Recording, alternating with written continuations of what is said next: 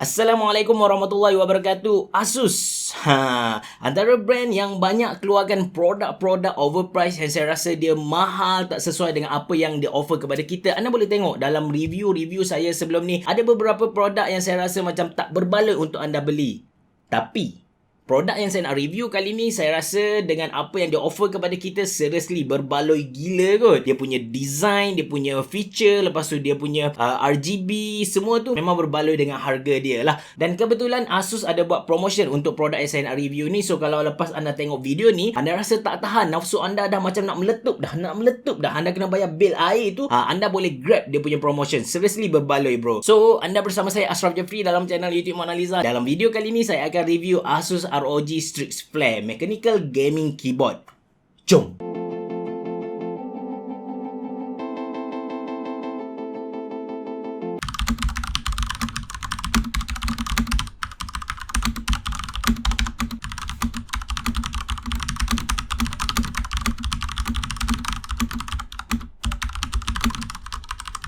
So, tu bunyi ketikan Cherry MX Red Switch yang ada kat Asus ROG Strix Flare ni lah. Switch untuk Strix Flare ni banyak option. Kita ada red, brown, blue, black, speed silver dan juga silent red. Hampir lengkap lah saya boleh kata untuk Cherry MX punya family tu. Cherry MX ni dari Jerman. Ich liebe dich. That's why dia punya harga tu mahal. By the way, Asus tak ada bayar saya untuk buat video ni. Last week saya ada pergi dekat Asus punya launching Asus ROG Strix G tu. So masa tu dorang ada display keyboard ni dan saya rasa macam wow, design keyboard ni memang that's why saya review lah. So design dia kalau kita tengok dari segi luaran tanpa wrist rest, memang keyboard ni nipis lah, nampak bersih dan of course mahal. By the way, memang keyboard ni mahal pun. Basically, dekat atas keyboard ni kita akan nampak corak slash ROG Strix dekat kanan keyboard, dan slash ni bersambung terus dengan wrist rest kalau kita pasang lah. Physically, Strix Flare ni dia full size keyboard. Panjang dia 454mm,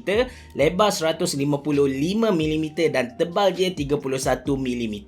Berat dia tu dalam 1.2 kilo jugalah, sebab material dia tu bercampur antara plastik dan juga aluminium. Salah satu sales point yang Asus tekan kat ROG Strix Flare ni sampai dia masukkan dekat dia punya website ni ialah customizable illuminated badge yang ada kat atas keyboard belah kanan. By default dia bagi kepada kita logo ROG, tapi sebenarnya kita boleh custom benda ni. Kita boleh ganti dengan logo-logo yang kita suka, even logo Donald Trump kalau kita nak guna Asus punya template dekat dia punya website tu. Cuma leceh sikit lah sebab benda ni bukan digital, kita kena print, tampal bagai tu. So bagi saya benda ni complicated, saya tak buat lah. Lagi logo Strix ada kat sisi bawah keyboard belah kanan, dan logo ROG ataupun tulisan Republic of Gamer tu ada kat belah kiri wrist rest dan juga dekat bawah spacebar. Kemudian layout untuk keyboard ni sama je dengan layout keyboard lain. Dia jenis full key, keyboard dengan extra media key, which is bagi saya perfect. Ada volume wheel yang smooth, Windows lock key, mute button, play pause button,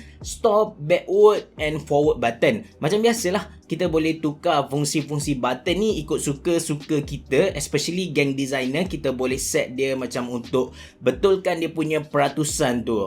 Untuk color grading kan memang shock lah bro. Feeling tekan dia pun shock. Dia bukan macam feeling tekan button dekat remote control aircon ataupun Astro tu. Bila kita tekan dia, kita dapat rasa yang dia punya quality tu ada kat situ.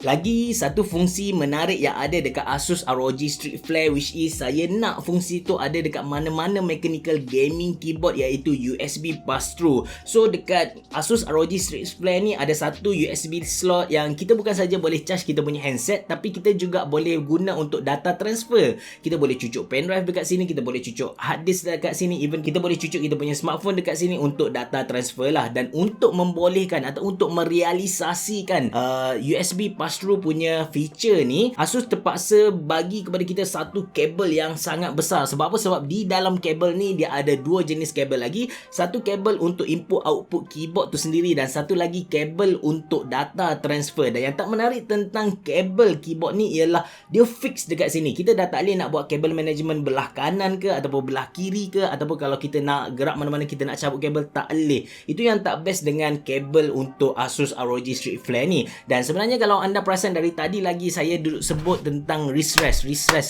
ni, yes, Asus ROG Strix Flare ni dia datang dengan satu wrist rest plastik dan dia punya sambungan tu jenis cangkut macam ni, dan bila kita sambung keyboard dengan wrist rest ni, dia punya sambungan tu boleh dikatakan solid jugalah. Akhir sekali bab RGB.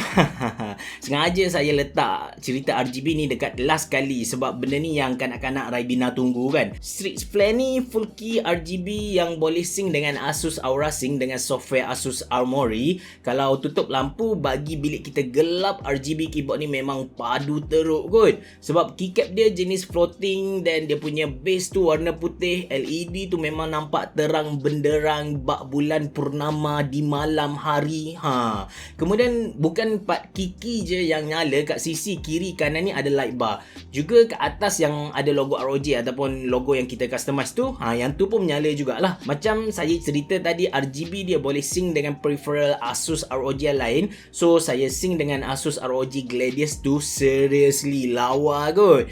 Kalau saya belum hantar lagi laptop Asus Strix G yang saya review sebelum ni, tu pun kita boleh sync sekali. Memang nampak lagi perfect kot. Bab effect saya tak nak cerita panjang sebab Asus offer basic color effect macam breathing, color cycle, ripple, raindrop, lain-lain lah. Nak custom pun boleh, terpulang pada korang lah. Korang setting sendiri kat dia punya software. Cuma saya tak faham kenapa RGB light bar ni dia tak follow RGB keyboard, sebaliknya dia follow RGB mouse. Kalau dia dapat follow RGB keyboard, dia punya effect RGB tu lagi lah. Maybe benda ni bukan masalah hardware, benda ni masalah software. Saya rasa Asus kena baiki benda ni secepat mungkin supaya pengguna dia rasa shock bila guna keyboard ni. Overall saya rasa keyboard ni bakal menjadi keyboard kegilaan ramai. Yes, saya tahu harga dia mungkin ramai yang tak mampu beli, tapi kita boleh pasang niat, kita boleh pasang dream, kita punya impian untuk memiliki keyboard ni. Harga untuk keyboard ni ialah RM639 dan sekarang Asus ada buat promo, anda tambah RM100 lagi, anda akan dapat satu Asus gaming mouse iaitu Asus ROG Gladius 2 yang harga dia pun dekat RM300 jugalah. Satu offer yang menarik daripada Asus. Saya tahu RM639 untuk keyboard ni memang mahal kalau kita bandingkan dengan TechWare Phantom RGB, harga dia 2-3 kali ganda gitu kan. Tapi cuba kita fikir secara waras, secara logik sikit. Asus offer kepada kita switch, dia pakai Cherry MX punya switch,